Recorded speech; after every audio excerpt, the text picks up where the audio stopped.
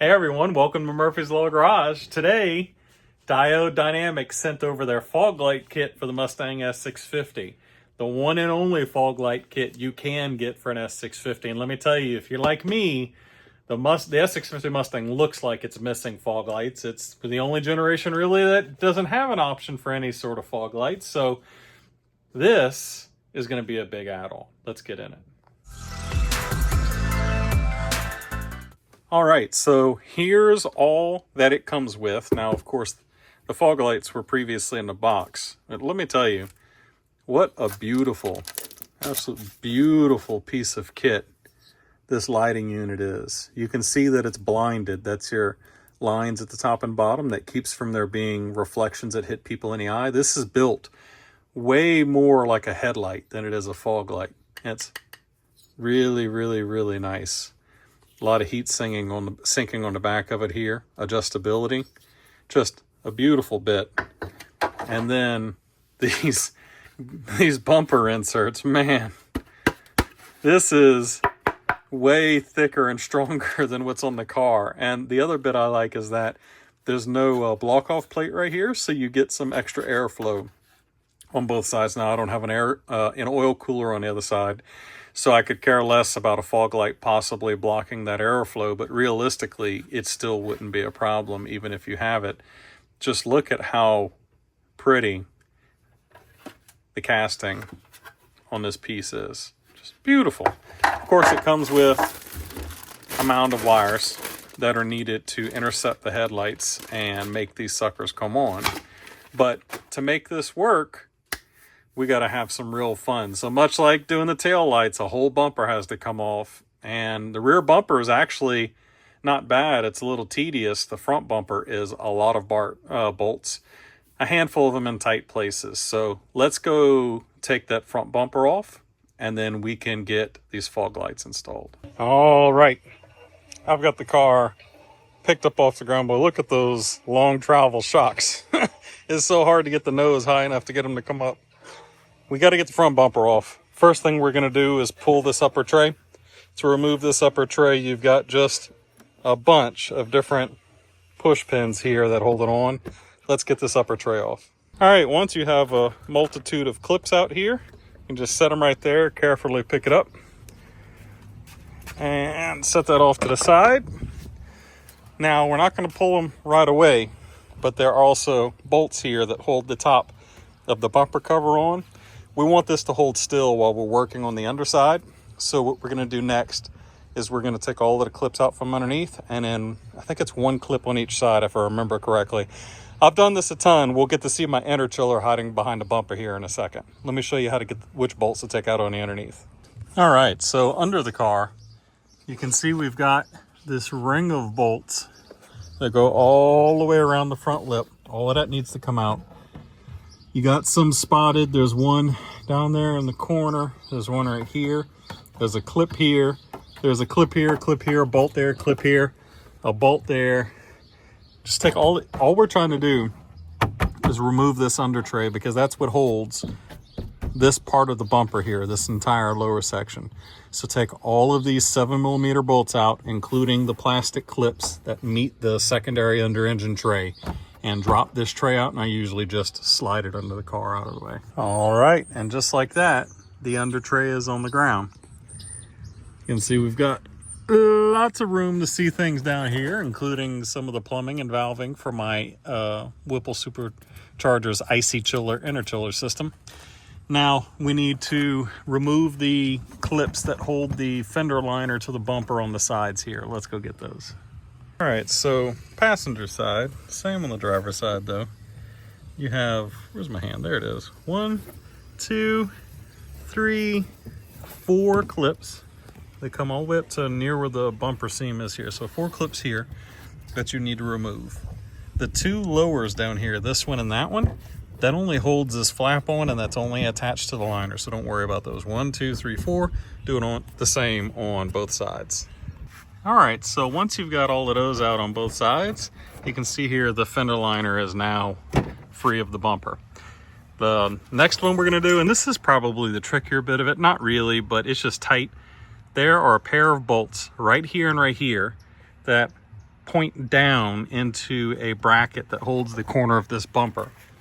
And they are accessible if we look down in here from the inside of this hole. Oop, there they are.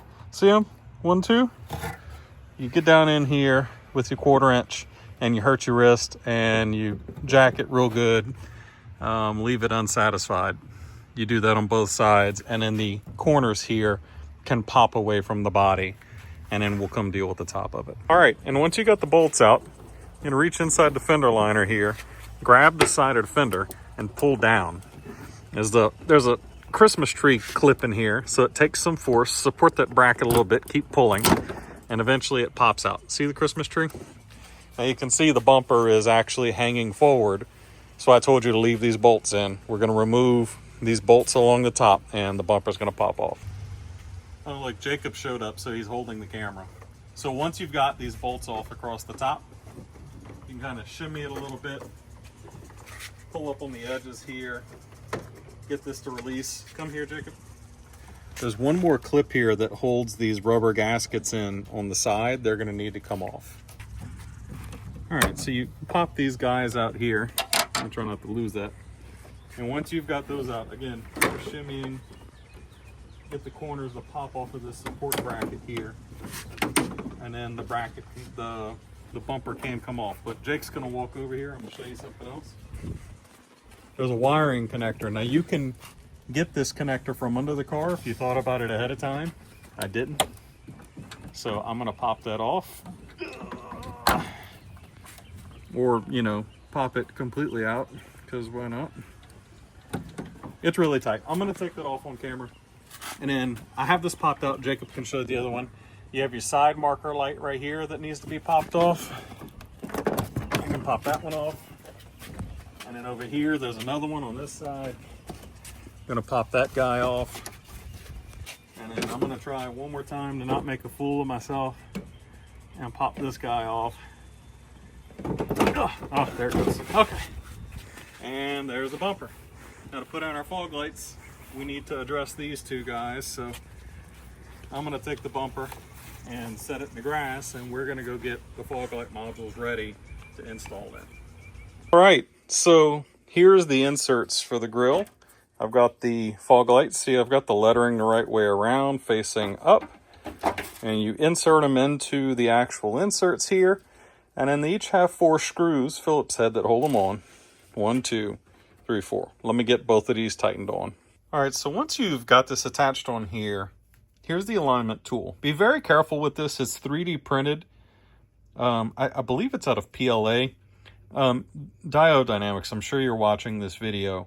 This really, I 3D print. See, it's right there. Obviously not at your scale. I don't know what you're using.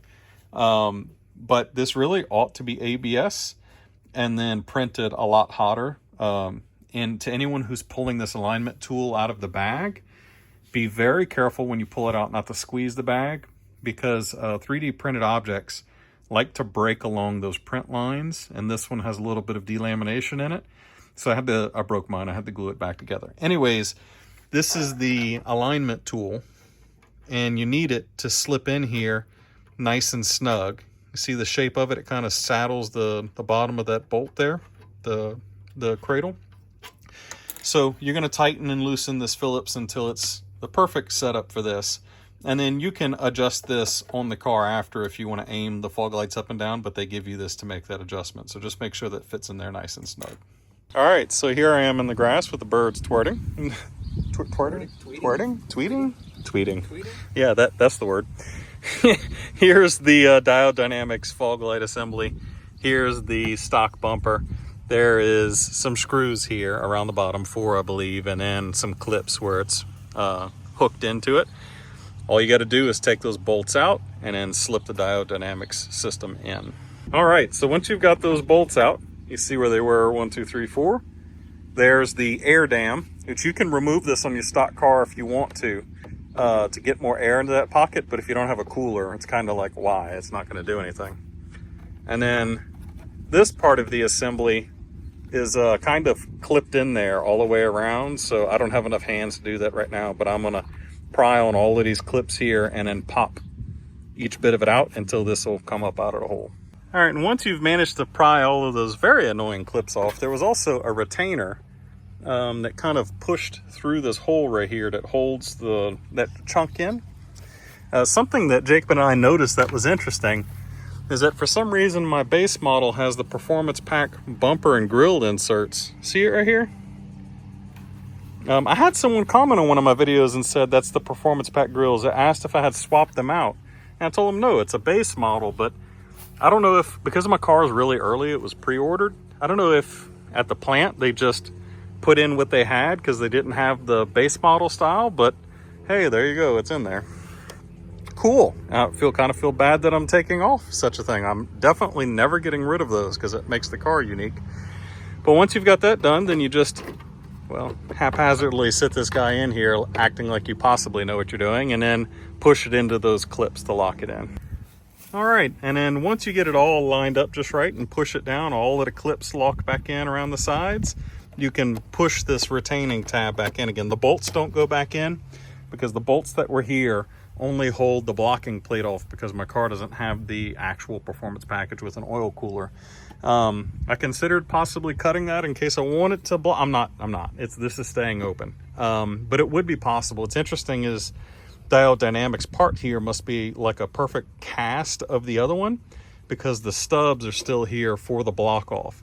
It does look like if you wanted to, you could cut this shape out right here into that backing plate if you want to block this back off again back here. I don't know why you would. Maybe you're concerned about air pressure or water. It should be fine either way. I'm going to leave it open. So rinse and repeat, other side, get it done. Boom. And now we got some fog lights on the bumper. They look killer.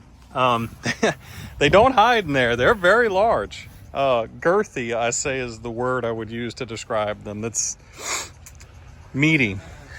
So anyways, I'm getting laughed at by my wife and Jacob. Let's put the harness in that feeds them power.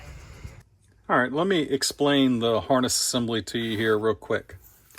This bit of the wiring is what intercepts the passenger side headlight. So we're going to have to squeak the headlight out a little bit so that we can intercept the plug that plugs into the back of the headlight.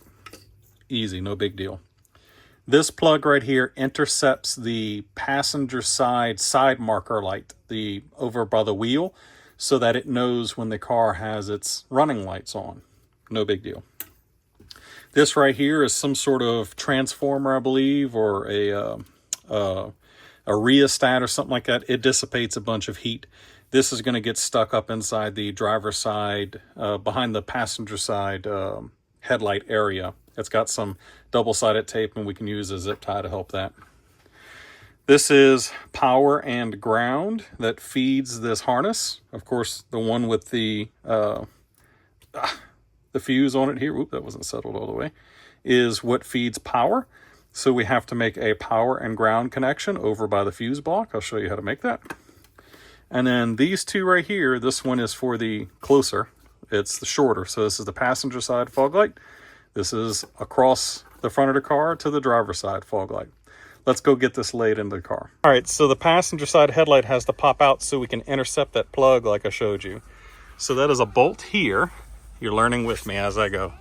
A bolt up here, nut down there, a bolt right here. It looks like it.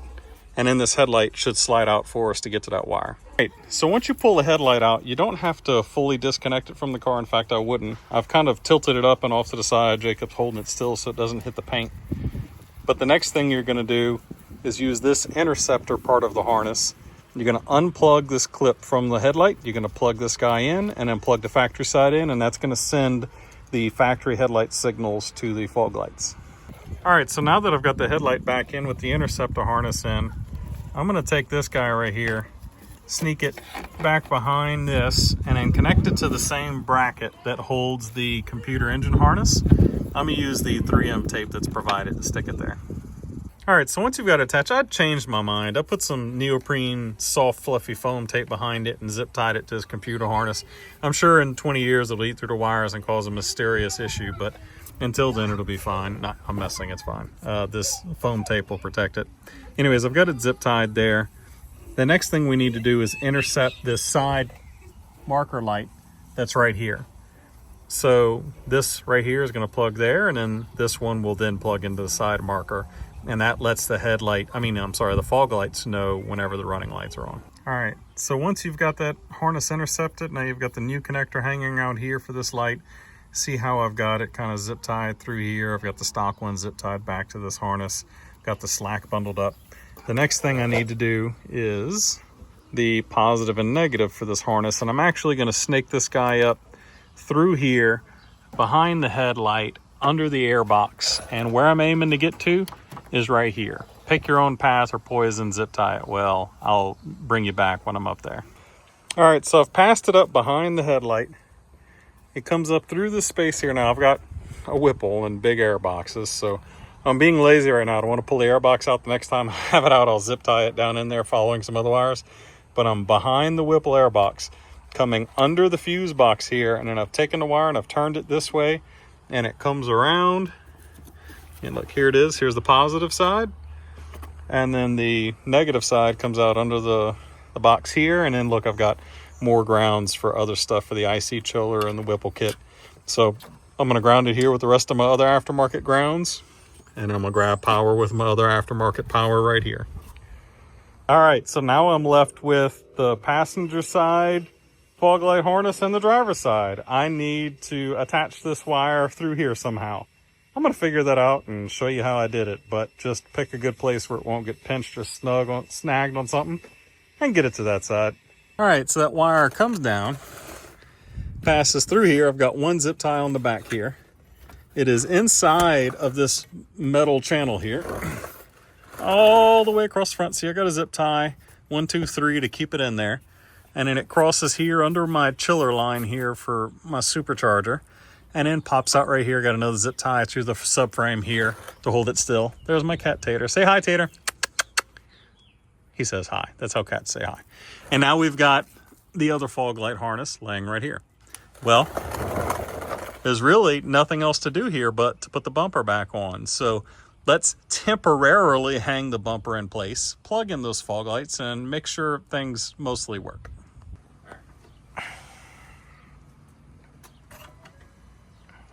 Wake the car up. Let's test it before we put this bumper back on. Let me put DRLs on. They come on? Barely. They should be yellow, right? Barely yellow. Yeah. Yeah, there they are.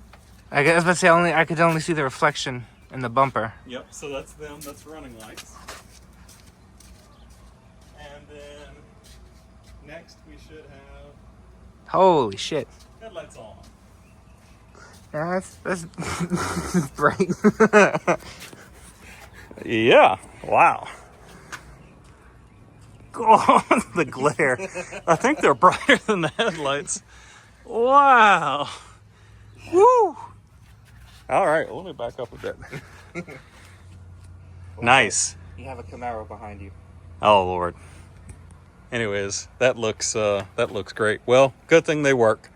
I'm gonna go ahead and fully reassemble this with some movie magic. Ready, set, boom. And just like that, she's got fog lights. All right. Woo, y'all, that's it. It was a hot day today. I'm probably much redder than I was when I started it. The fog lights are in the car, and officially the entire pile of form lighting and diode dynamic stuff is done. Just so y'all know, Form Lighting Diode Dynamics is now offering a limited lifetime warranty on all of their products since the whole tariffs thing came into play. So that's pretty sweet. It makes me feel less contemplative, I guess, about getting rid of my stock stuff in case someone needs it for a wrecked car. Just knowing that if something goes wrong with these nice lights, that they'll be replaced. Anyways, I've got some beauty shots of you for those fog lights, and they're coming up right after this. But for now, I'm going to let you go. As usual, thank you for watching the channel. We love you. God bless. Peace. Stick around for those shots.